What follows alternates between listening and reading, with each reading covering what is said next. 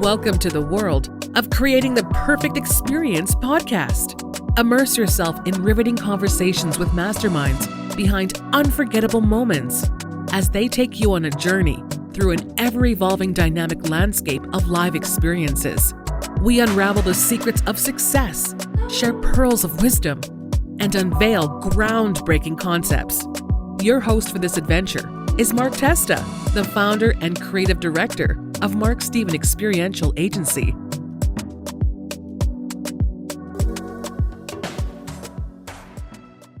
Today, I have the Vice President, Brand and Experience of Boston Seaport, formerly the Editor-in-Chief of InStyle Magazine. He has also been named Out Magazine's Out 100, the Business of Fashion's Top 500, and Crain's 40 Under 40, a contributing editor of Vanity Fair and a writer for Architectural Digest. Welcome, Ariel Foxman. Thank you. It's good to be here. So glad to have you. We have known each other for a long time.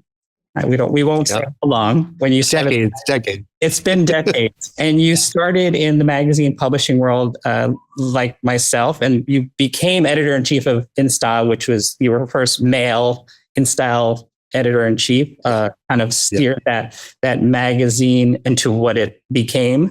And you've transitioned into the Seaport, which is a whole different experience. So why don't you take me through your story up until today? It's a long one, but you can. Sure. It's a long story. So I'll take us through some highlights.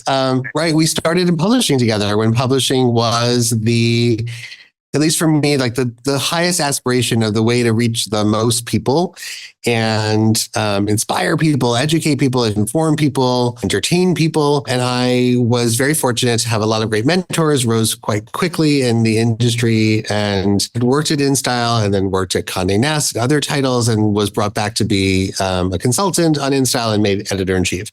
And I was editor-in-chief September 2008. And I remember at the time, my boss said it was a Time Inc. owned magazine, and Time Inc. had a history of having a bar cart that would go literally from floor to floor. Yes. Mad days. Yep. And it was long gone by the time I worked there. But she said, "Welcome, good luck, congratulations. The bar is closed." And what she meant by that was 2008, that the sort of golden age of magazines and publishing was sunsetting. And that this sort of free spending, huge budgets, crazy events, maybe wasn't even being dialed down, but like the writing was slowly appearing on the wall. Right, it was on the wall, yep. Yeah, and from 2008 to 2014, we had continued growth and success. We expanded into digital and ultimately to social across platforms and grew and grew and grew. And then it started to really shrink. And I had to work with the company to shrink the enterprise 3 times. Oh, no. Efficiencies, consultants, even though we were wildly successful, it was never going to have a year better than the year it had before. It just was not where audiences and eyeballs were. And the influence of magazines, as we all know, has diminished. And when you're in a service and fashion journalism space, if you don't have influence, you are, every day is a day closer to its demise. And if you said to me in 2024, there would be no InStyle on newsstands, I would say that's impossible because it will probably be smaller, but that's the case. It's closed, right? So in 2016, I left. I told them, with many months ahead of time that I was going to leave. And I think they thought I was bluffing. Like, why would you leave? Right. This is this really cool, fun job. And I just feel like I'm a builder. I'm not a unpacker. Like I can work on efficiencies, but after a while, I like to create things. I like to build teams of people who are inspiring and inspired. And I remember a friend said to me, you don't have to work in an industry that's always shrinking because the diminishing returns was it just like kind of weakened the soul, right? Like you were working, you were successful, and it got smaller and smaller. The package got smaller and smaller. And so I made the decision to leave. Again, I think they thought I was bluffing. I said, I'm going to close out the September issue, which was still then a very important ad buy. Michelle Obama was booked for our October issue. I said, I'm going to do that interview and then I'm going to sunset myself, not really knowing what I was going to be doing, but knowing full well that if I didn't leave magazines, commercial magazine publishing, that I would be a dinosaur very quickly. I was made editor-in-chief at quite a young age. So I didn't have the luxury of being a 50 or 55 or 60-year-old editor-in-chief where I could have imagined like, I'll run this out, like an Anna Wintour or there's nobody else like her that's still many of the people were much older and you could see them not pivoting, and why would they? Mm-hmm. But I was too young to not realize. So there's many chapters, hopefully, ahead for someone with my experience and at my age. So I left and became a consultant because I didn't know what I wanted to do next. And the work that I did at InStyle was very much about connecting audiences with ultimately commercial enterprise, right? Like getting you to want to buy something, to try something, to visit something, and to like inspire you to think that this world that's out there, this glamorous world that we see in so many ways and platforms is for you, right? And you can partake in it.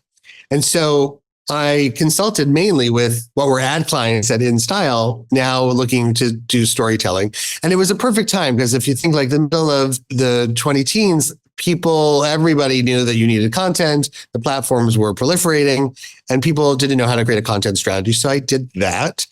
Sorry to interrupt, but now now we're about to go to digital. Were you dealing a lot with the digital aspects of it too and trying to transition them? Yeah, mainly. Okay. Mainly digital, trying to understand what people were doing in experiential marketing and making it make sense in terms of like amplification, turning success that they had digitally into other brand assets. Okay.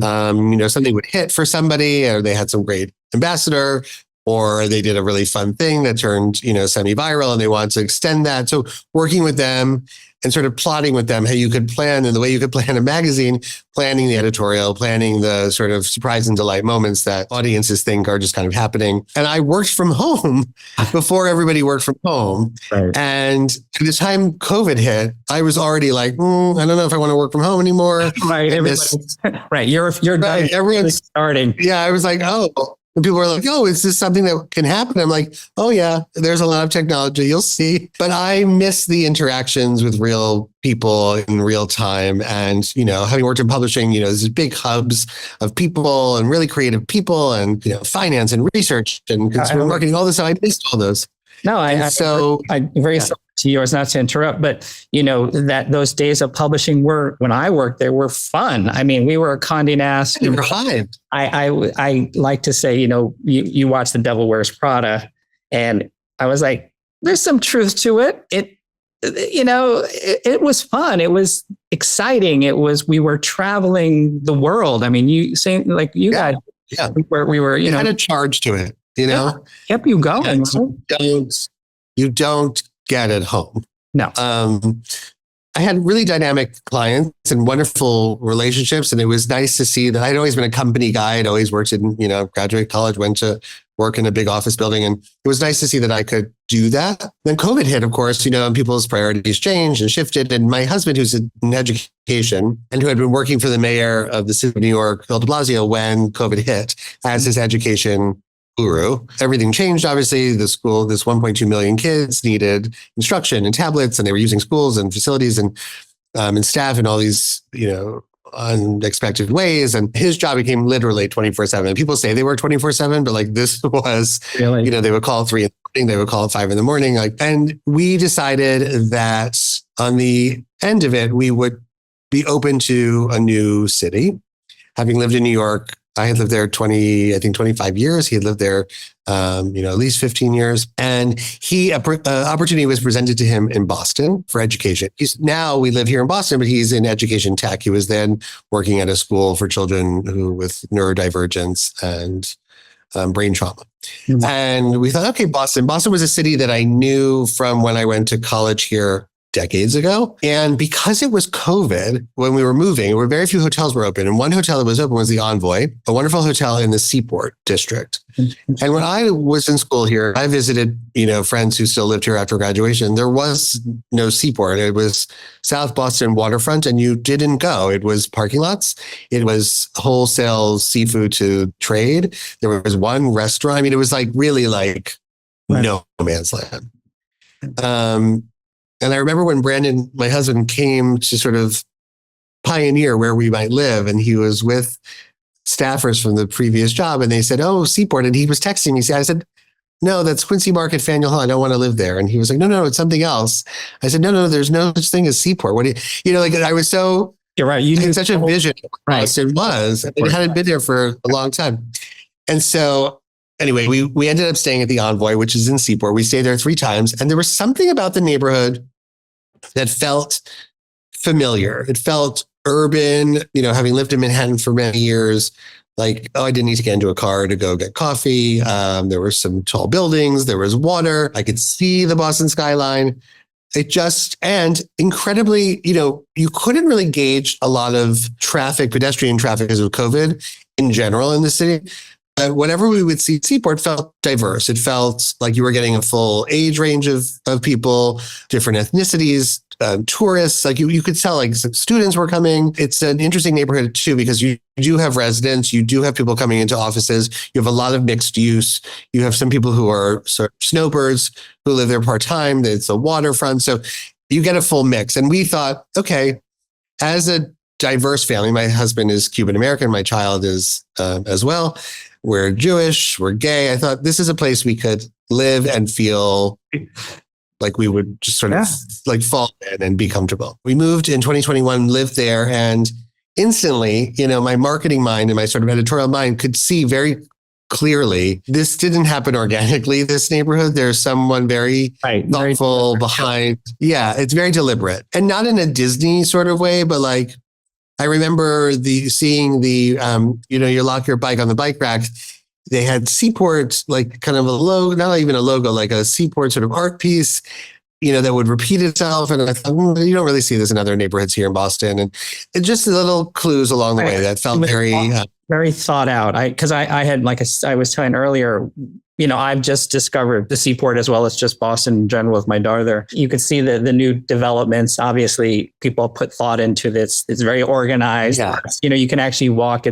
I like going to Boston now because living in probably like New York, it's an easy New York. Everything's easier than Manhattan. Exactly. Like a city, you got everything, but you don't have as much stress as you might. You have millions of people crushing on you. Exactly, every single day.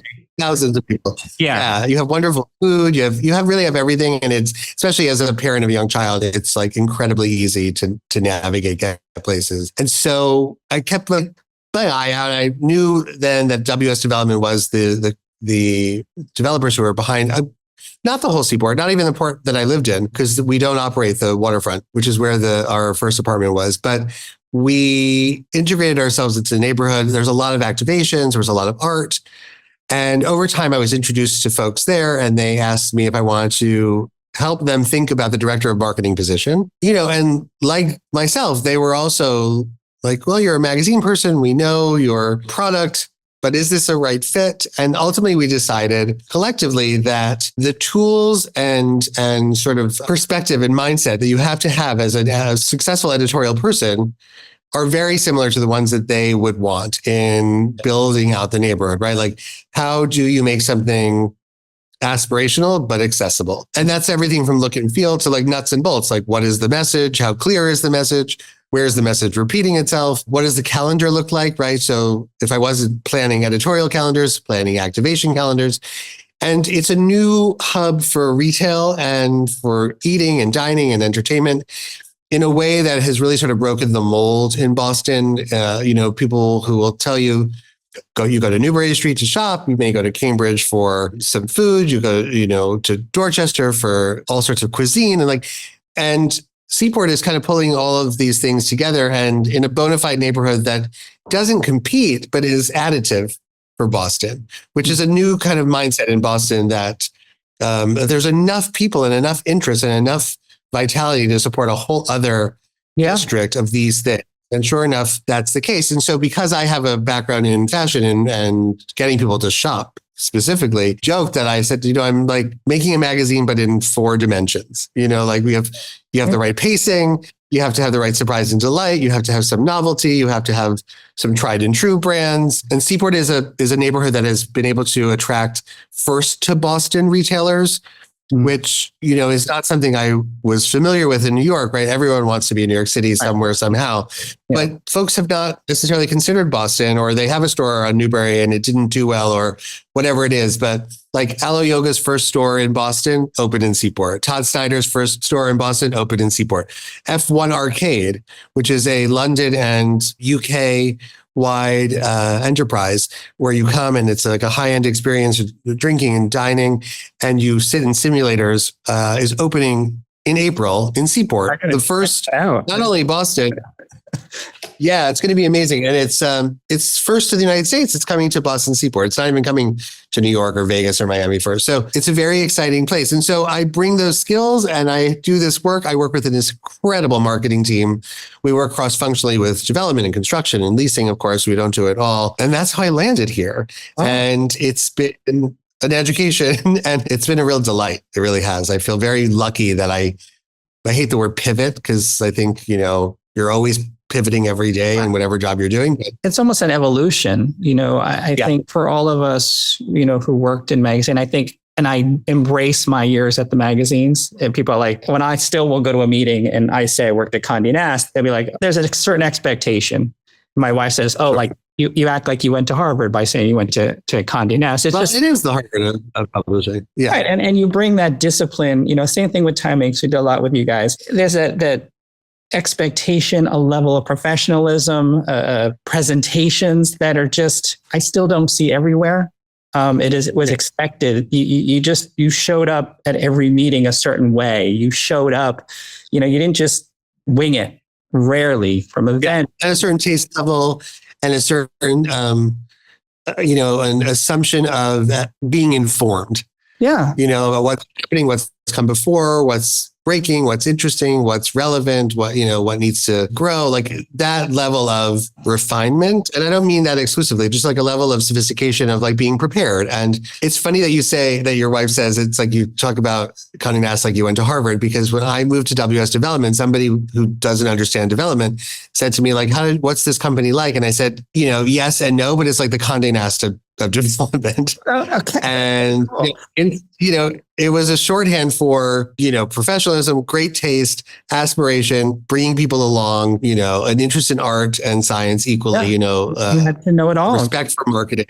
Yeah, you had to. But I think, if we go back to the days when, when we were at Details, I was on the event side. You were, editorial side. I mean, we crossed paths many times, but, I had to know in America, every cool restaurant, every cool club. And we were young, right? We had to know everything cool going on. And the great thing is back then we actually had the access to get into those places too, because it was the name. Yeah. And then when I transitioned, I went from there after they closed Details. I went over to Condé Nast Traveler. It changed my perspective on everything, because now it was much older.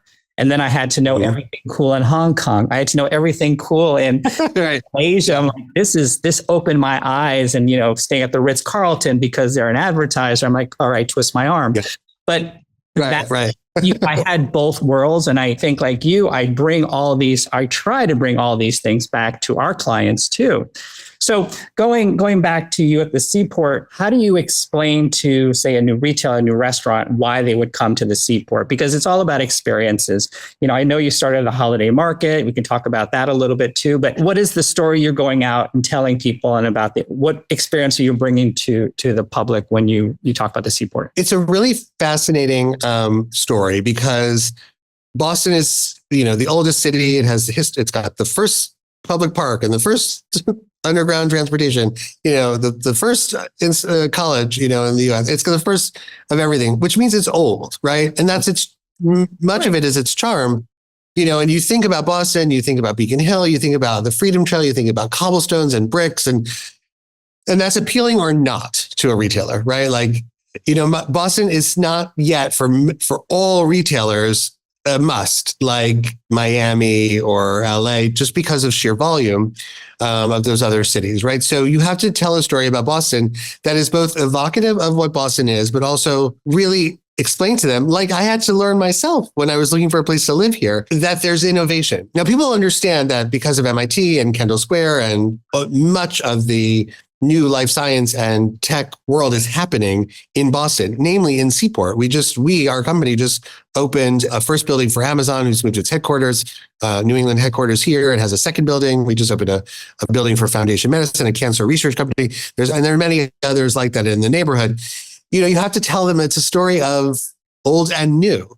And unlike other places in Boston or other places in very established sort of like well-trodden shopping neighborhoods like a West Village or, a Beverly Hills or whatever it is, you don't have to retrofit yourself into what already exists. Seaport is a lot of really amazing, blank, usable, imaginable space. Right. And so that's very appealing. And for Boston, Seaport is incredibly hybrid in the sense that you have tens of thousands of people who live there full time.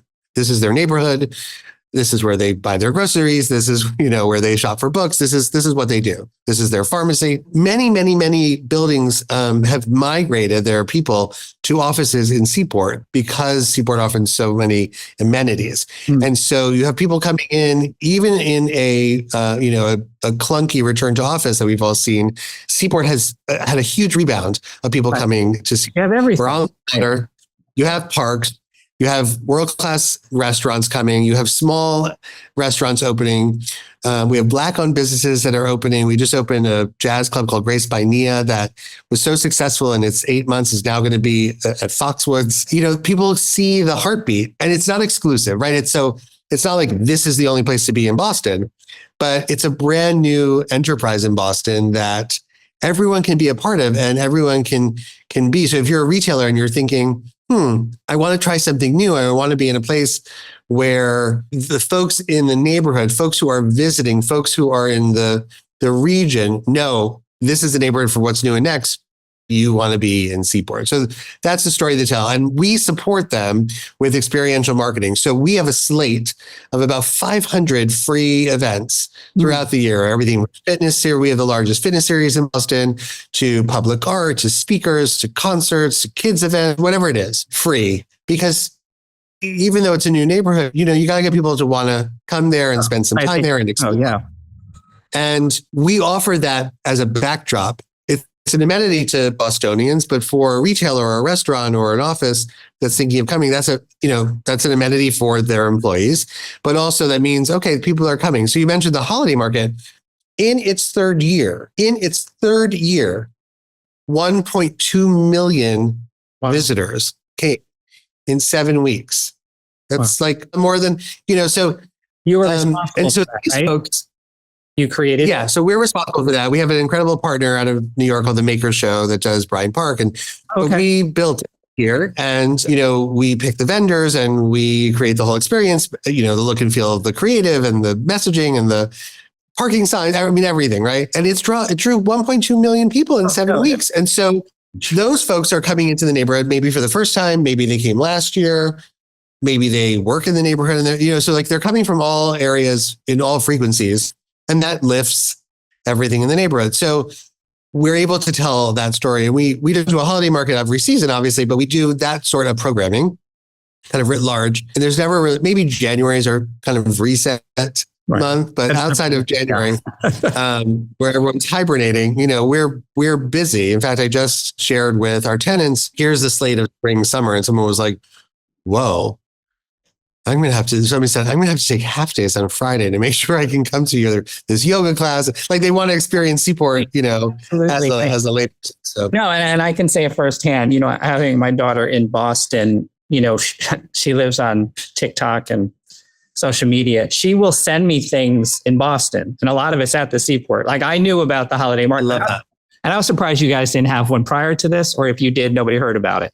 I was like, yeah. Seems like a no-brainer for New York. We have too many of them now. Right. And they're not all good. But, she was sending me TikToks on the holiday fair, on the holiday market and, walking through. And then her friends set up a weekend where they were going to go, they're gathering and they're eating and they have a whole plan of what they're doing for the day. That's what Seaport is for people in the region. That is, you either live here or work here. And so you're using it on a regular or weekly basis, or you're you're making a trip to come into Seaport because you know there's an experience, there's an activation, there's a new restaurant, and our activations are free. So that's another enticement, right? There are other holiday markets in the region that charge. There's one in South Washington, so Boston, but it's not our vibe right now because we're still building a neighborhood and we want it to feel inviting and accessible. Yeah, I mean, so like a lot of other cities, building up the areas that nobody was thinking about before, it's interesting. The thing that I love the most about it is we're creating, and this is true for your daughter as well, we're creating fresh memories for people in a neighborhood that truly, literally did not exist 10, 15 years ago. So everything that we do, and this is the filter that my team and I think through why and what we're doing, like, will people have a core memory of this? Mm-hmm. Will this, because in the absence of a neighborhood, people had a feeling about it, right? Any Uber driver takes you to Seaport, anyone you talk to will tell you the first thing out of their mouth is, it was parking lots, there was nothing here. That won't be the case, 10 years from now, 15 years from now.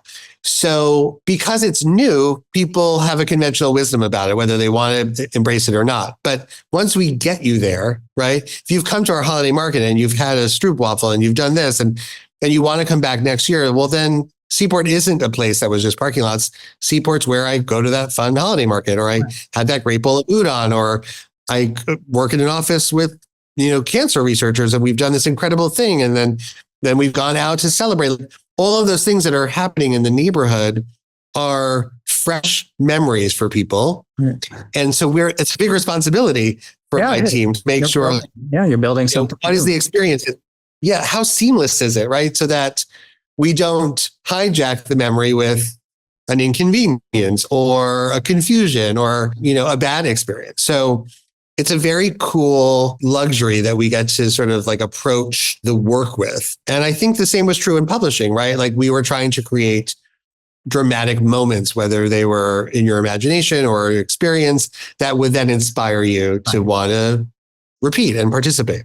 Right. And it wasn't just the printed magazine, it was everything connected. And I'm sure same thing with the Seaport. It's not just the stores and the shops and the place to live. It is, like you said, the experience in the holiday market. I know, particularly going to the Seaport, I think I was the one who kind of, outside of my daughter going to the holiday market, I think I was the one who pushed it. It's like, my wife and daughter say, if you make me go down to Newbury Street again and walk into an H&M, I think I cannot do this strip again. I've seen I can get every one of these stores in New York City. Literally, I don't need to be here. It's nice and all. I recommend it. We go, and that's lovely. It's charming. It has its appeal for sure. Yeah. Right. It was fun. I say it's not everything. Right. I say let's try a new neighborhood, and we literally tried the neighborhood. And like I said, my daughter knew the neighborhood from the holiday fair, but she hadn't checked out the restaurants, and so we did our research. And I was happy to we go to Nantucket.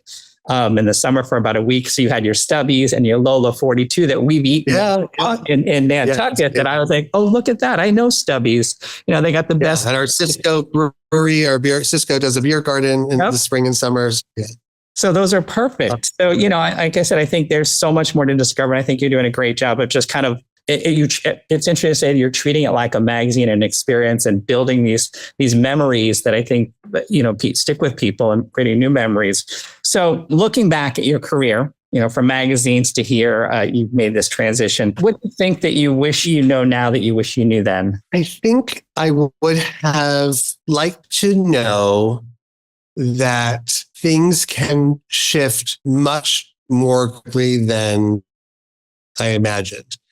I was thoughtful enough to know that I needed to switch gears, but it's a very hard thing to tell a young person. Like the things that are not always going to be around, right. And our generation has seen such incredible transformation. Digitally, technology, transportation, everything, right? Like we are that last generation of, people who didn't, I went to the movies, I looked at the paper, I saw the Times, I called a hotline, I showed up, I hope there were tickets, all those things.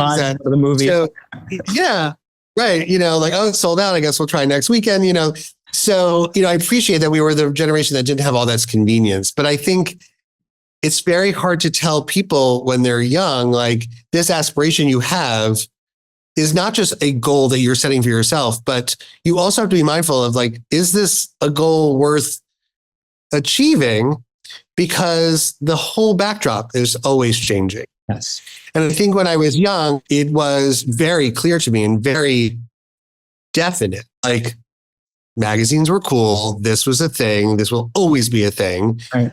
This was a way to interact with a lot of people and to be informed, to be in the know and be part of that energy. And the only pressure I put up was on myself. Like, what's my career trajectory? How am I doing? Am I performing? Am I advancing? And never really thinking, what's the long-term strategy here?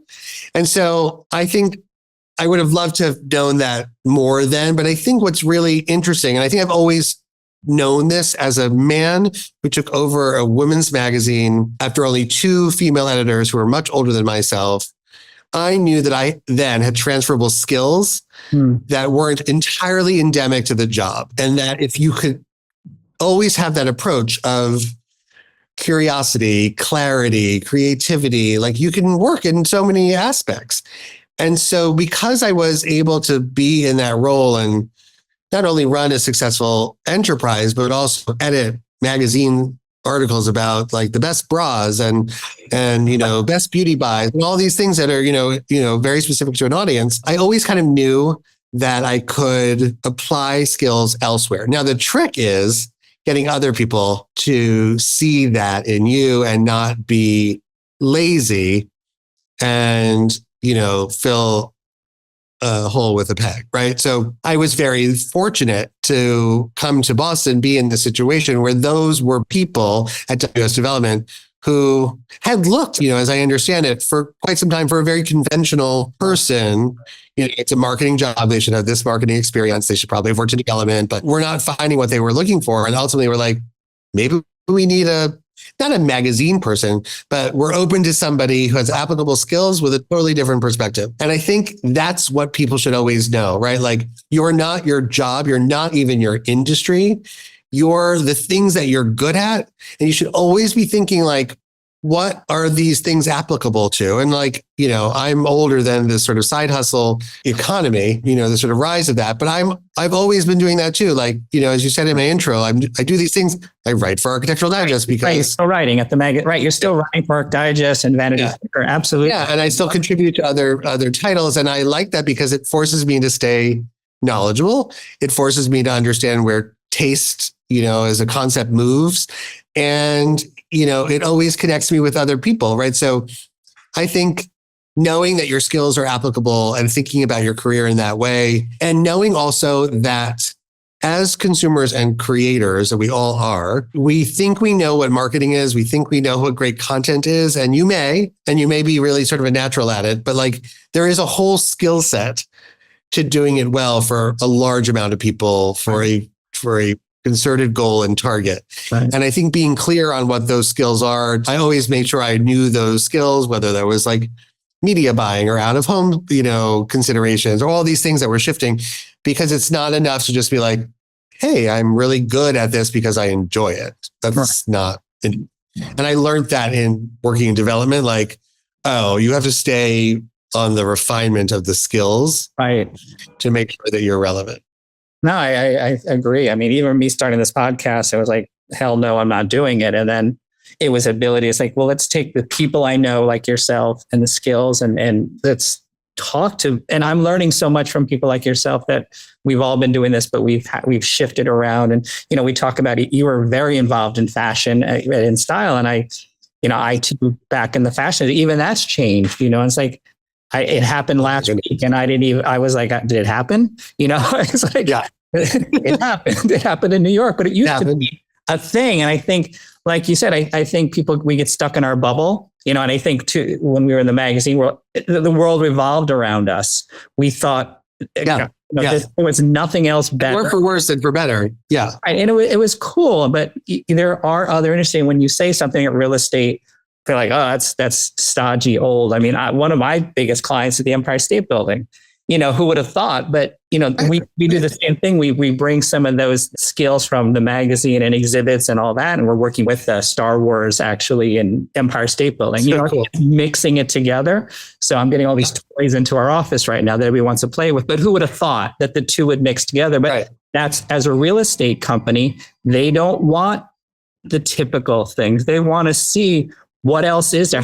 Their goal, how do you attract people, not just tenants, but how do you attract consumers? Because the Empire State Building has the observation deck. How do you get consumers here and get them excited? Because it's like anything else, there's competition. They have to stand out. And how do you create like a new affinity and a new memory for people?